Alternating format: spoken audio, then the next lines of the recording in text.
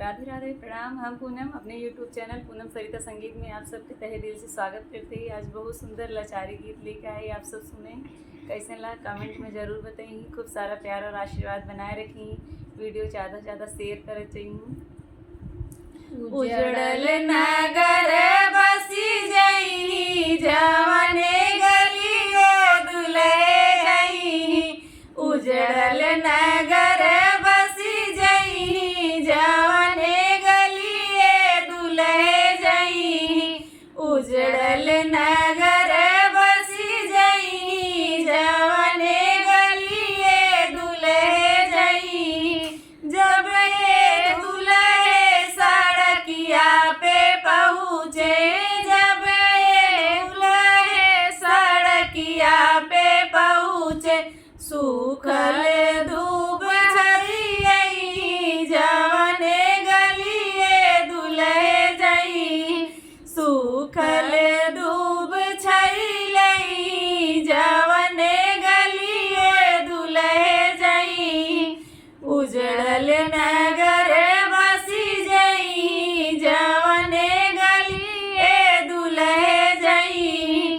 उजड़ल नगर बसी जई जवने गलिए दुल्हे जई।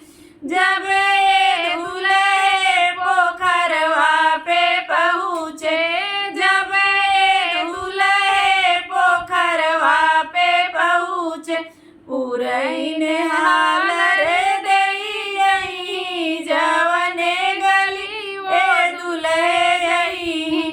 पुरैन हालर देई जवने गलिए दुल्हे जई। उजड़ल नगर बसी जई जवने गलिए दुल्हे जई।